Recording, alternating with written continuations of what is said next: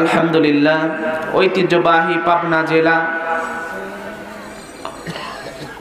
সুজানগর থানার অন্তর্গত নাজিরগঞ্জ হাকিমপুর মিধাবাড়ি মাঠ। আজকে আমার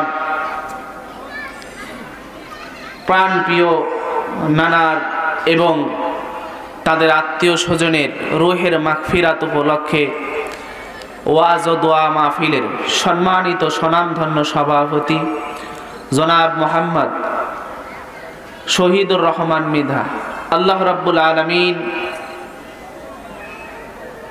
তাকে নেক হায়াত বাড়িয়ে দিক, সকলে বলি আল্লাহুম্মা আমিন। আজকের মাহফিলের সম্মানিত ওলামায়ে কেরাম, সামনে বসা দিন প্রিয়, ইসলাম প্রিয়, রসুল প্রিয়, রসুল প্রেমিক, কোরআন প্রেমিক ভাই ও বাবাজিরা, পদ্মার অন্তরালে আবেদা সালেহা আম্মা জানেরা, সকলের প্রতি আমার সালাম ও অভিনন্দন। আসসালামু আলাইকুম ওয়া রাহমাতুল্লাহ। মাহফিলে আসতে পেরে আপনারা খুশি নাকি বেজার? সকলেই খুশি। তাইলে যদি হয়ে থাকেন খুশি, আওয়াজ দিয়ে বেশি বলুন না আলহামদুলিল্লাহ। বলুন তো দেখি, শুকরিয়া আদায় করলে খুশি হন কে? আরো জোরে কে? আল্লাহ রাব্বুল আলামিন ডাক দিয়ে বলেন, লা ইন শাকারতুম লা আযীদান্নাকুম ওয়া লা ইন কাফারতুম ইন্না আযাবী লাশাদীদ।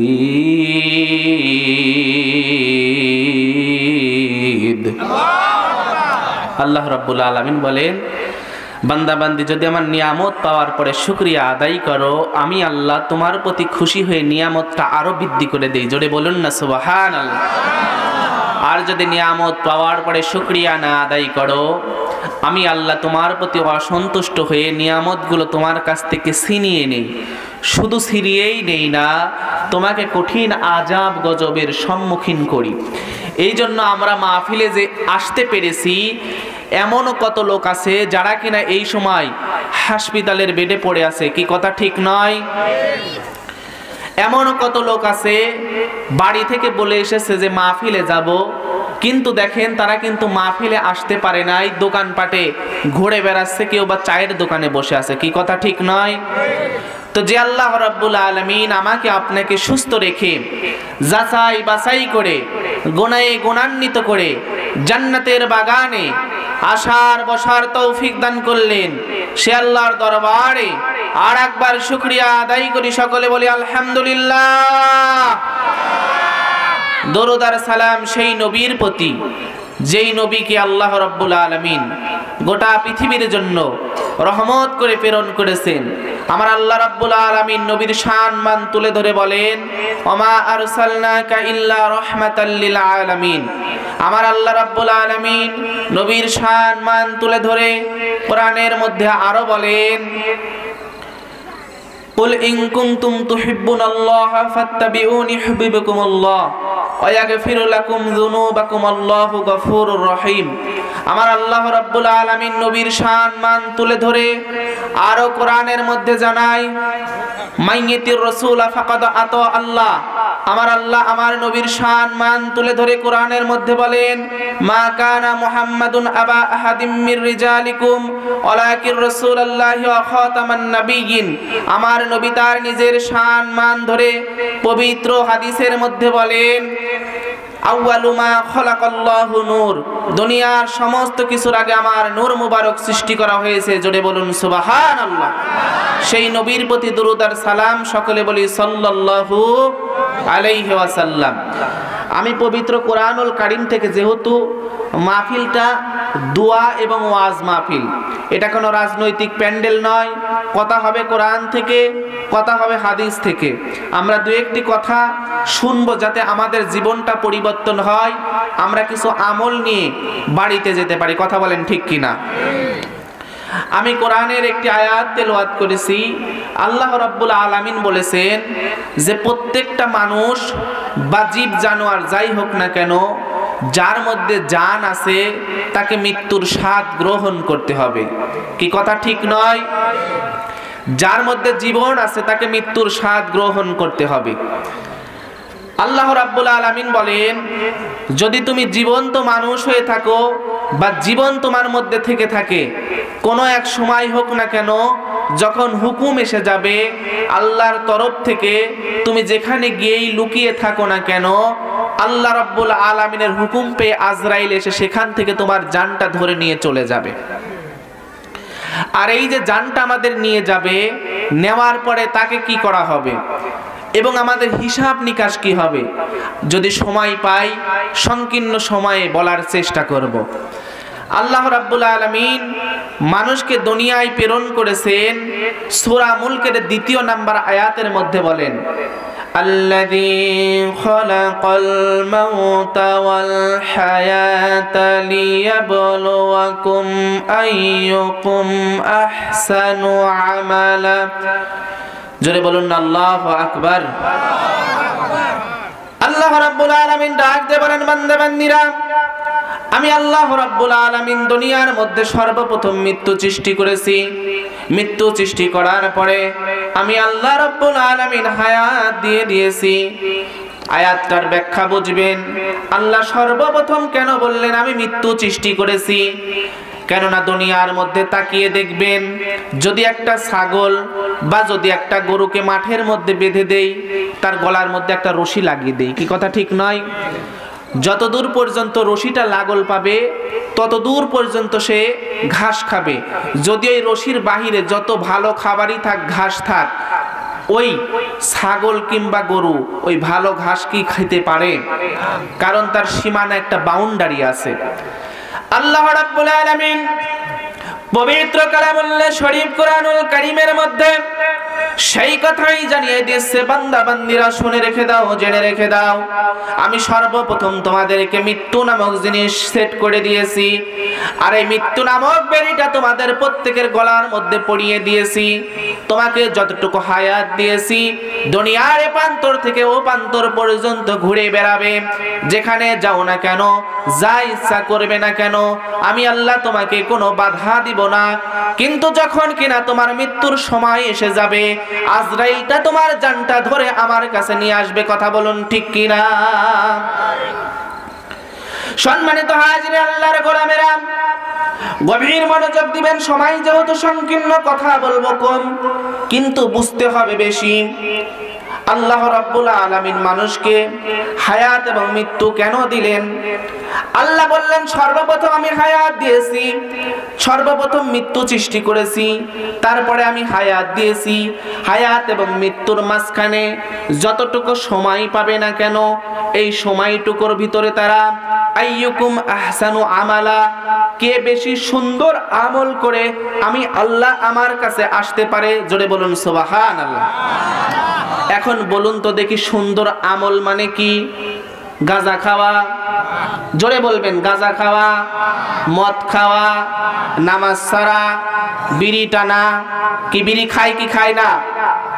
বয়স হয়ে গিয়েছে ৮০, কিন্তু বিড়ি খাওয়া ছাড়ে না। বিড়ি খেতে খেতে খেতে খেতে মরার উপযুক্ত হয়ে যায়, তবু বিড়ির টান ছাড়ে না। বলে বিড়ির যদি টান নেই সকালবেলা পায়খানা হয় না। কিরকম লোক নাই? এমন বিড়ি খায়, যদি বলে যে বিড়ি যদি ছেড়ে দেই তাইলে সকালবেলা পায়খানা হবে না। অথচ বিড়ি যারা খায় তাদেরকে আমি দেখলাম, আবার একজন উস্তাদ বলেছেন তাদের আবার ৩টা লাভ আছে। বলবো নাকি ৩টা লাভ? বলবো। বিড়ি যারা খায় তাদের ৩টা লাভ। ১ নাম্বার লাভ হলো তাড়াতাড়ি দুনিয়া থেকে বিদায় নেয়। ২য় নাম্বার লাভ, যেই ব্যক্তি বিড়ি খায় ওই ব্যক্তির বাড়িতে কোনোদিন চুরি হয় না। তৃতীয় নাম্বার লাভ হলো, যেই ব্যক্তি বিড়ি খায় ওই ব্যক্তিকে কোনোদিন কুকুর কামড়ায় না। আমি হুজুরকে জিজ্ঞাসা করলাম, হুজুর কারণটা কি?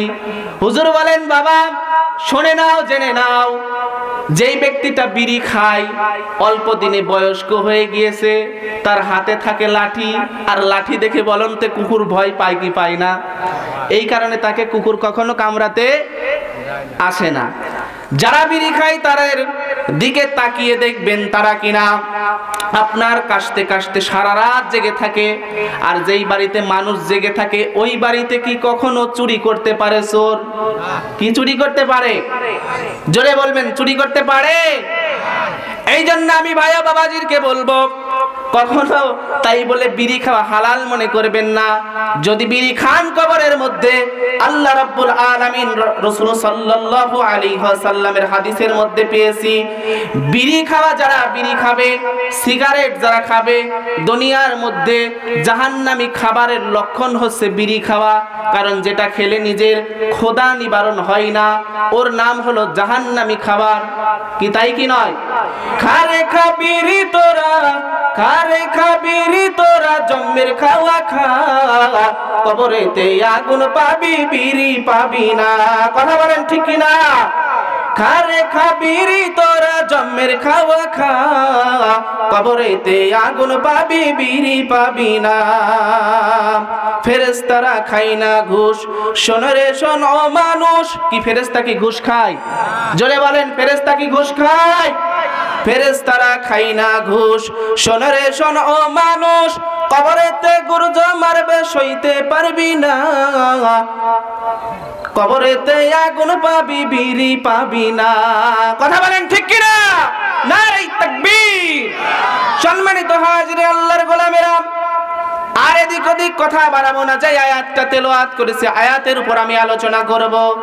মানুষকে আল্লাহ রাব্বুল আলামিন বলেছেন, আইয়ুকুম আহসানু আমালা, উত্তম কাজ করে, নেক কাজ করে আমার কাছে আসবে। উত্তম কাজ হলো দুনিয়া থেকে নেক কাজ হলো আল্লাহর হাবিব যে কথা বলেছেন, আল্লাহ কোরআনের মধ্যে যেই কথা বলেছেন, প্রত্যেকটা কথা আমাদেরকে অক্ষরে অক্ষরে পালন করা প্রয়োজন। কি পালন করা প্রয়োজন নয়? আল্লাহ রাসূল সাল্লাল্লাহু আলাইহি ওয়াসাল্লাম তার সাহাবী হযরতে আলী রাদিয়াল্লাহু তাআলা আনহুকে নিয়ে একদিন হেঁটে যাচ্ছে। হঠাৎ করে আল্লাহ রাসূল থেমে গেলেন। বলুন তো দেখি, আল্লাহ রাসূল কি করলেন? আল্লাহ রাসূল থেমে গেলেন।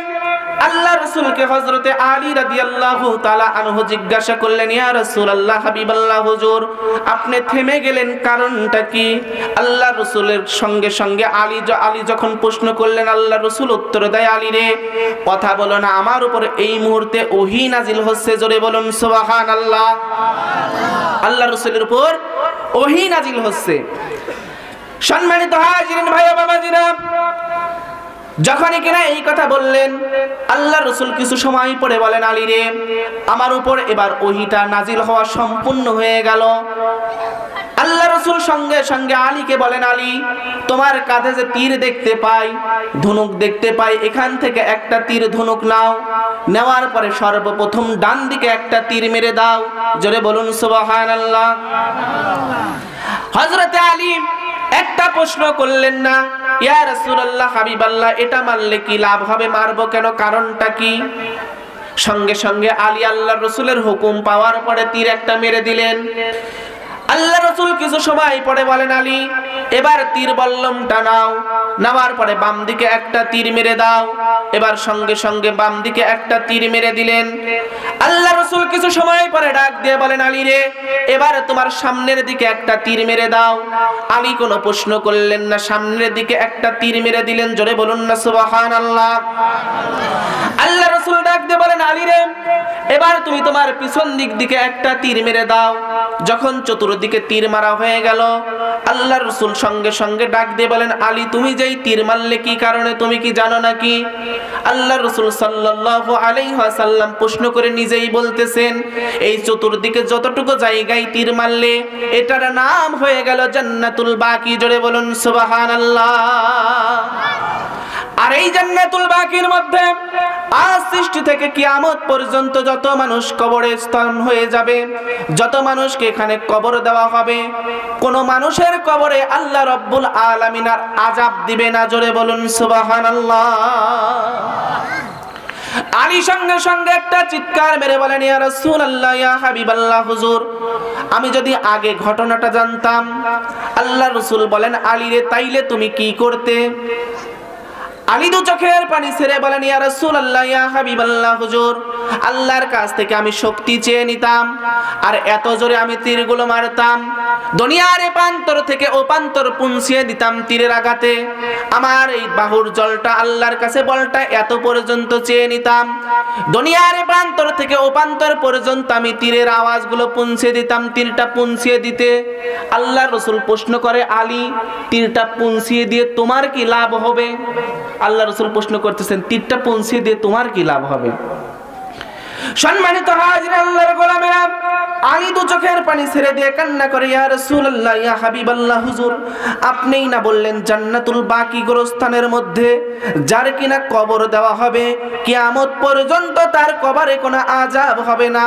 আর আমি আলী চাই এই জান্নাতুল বাকি শুধু এখানে কেন অবস্থান করবে, আমি আমার শক্তি দিয়ে গোটা পৃথিবীটাকে এই জান্নাতুল বাকি গোরস্থান করে দিতাম। নারী তাকবীর। কোন সাধনে পাইব তোমায় মায়ার নবীজি, কোন সাধনে পাইব তোমায়? ওই না মরুর দেশে নবী আসলো রাখাল বেশে, ছাগল চরাইতেন জঙ্গলায়। আল্লাহর নবী মায়ার নবী গো, আপনারে দেখিবার মনে চাই। কথা বলেন ঠিক কিনা? আল্লাহ রসুল যেই কথা বলবেন তা অক্ষরে অক্ষরে পালন করা প্রত্যেকটা মানুষের জন্য আল্লাহ রাব্বুল আলামিন বলেন ফরজ। কেন? আল্লাহর রসুল কোনো কাজ তার নিজে মন গড়া বানানো বলে না। আর আল্লাহর রসুলকে যেই ব্যক্তি মেনে নিবে, আল্লাহর রসুলের কথা যেই ব্যক্তি শুনবে, আল্লাহর রসুল সাল্লাল্লাহু আলাইহি ওয়াসাল্লাম বলেন সেই ব্যক্তিটা সাধারণ কোনো মানুষ থাকতে পারে না, সেই ব্যক্তি হয়ে যাবে আবু বকরের মতন শ্রেষ্ঠ। জোরে বলুন সুবহানাল্লাহ। যেই ব্যক্তি আল্লাহর রসুলকে মেনে নিবে সেই ব্যক্তি সাধারণ মানুষ থাকতে পারে না, সেই ব্যক্তি হয়ে যাবে হযরতে ওমরের মতো। জোরে বলুন সুবহানাল্লাহ। আল্লাহর রসুলকে যেই ব্যক্তি মেনে নিবে সেই ব্যক্তি সাধারণ কোনো মানুষ থাকতে পারে না রে বাবারা, সেই ব্যক্তিরা হয়ে যাবে হযরতে বেলাল রাদিয়াল্লাহু তাআলা আনহুর মতন মানুষ। কোন সেই বেলাল? আপনাদেরকে সংকীর্ণ আকারে হযরতে বেলালের সংকীর্ণ জীবনী আমি একটু বলতে চাই। আল্লাহ রসুলের সাহাবী হযরতে বেলাল রাদিয়াল্লাহু তাআলা আনহু আল্লাহ রসুলের কাছে সর্বপ্রথম হাত দিয়ে ইসলাম ধর্মটা গ্রহণ করলেন। আল্লাহ রসুল বললেন, ও বেলাল, তুমি যেহেতু আমার হাতে হাত দিয়ে ইসলাম ধর্মটা গ্রহণ করেছো, খবরদার এই সময় এটা কিন্তু কারোর কাছে প্রকাশ করো না। যদি প্রকাশ করো তাইলে কিন্তু তোমার উপর বড় নির্যাতন, টর্চার আসতে পারে। আল্লাহ রসুলের সাহাবী হযরতে বেলাল চলে গেলেন। যাওয়ার পরে মাঠের মধ্যে উট দুম্বাগুলো রাখে, কিন্তু মাঠের মধ্য থেকে কোনো উট দুম্বাগুলো খাবার খায় না। হযরতে বিলাল কি পাঠ করে? শুধু এই পাঠ করা শুনে জোরে বলুন সুবহানাল্লাহ। সঙ্গে সঙ্গে সমস্ত রাখালেরা উমাইয়ার কাছে চলে গেলেন। উমাইয়ারে, তোমার কি দাসী রেখেছো? তোমার কি রাখাল রেখেছো? বিলাল মুখ দিয়ে কি যেন পাঠ করে। এই পাঠ করা শুনে আমাদের উট দুম্বাগুলো খাবারে মুখ লাগাই না। প্রত্যেকটা উট দুম্বাগুলো তোমার ওই রাখালের মুখের দিকে শুধু চেয়ে চেয়ে চেয়ে চেয়ে থাকে। সঙ্গে সঙ্গে উমাইয়া ডাক দিলেন বেলালকে, বিলাল রে, কি তুমি পাঠ করো?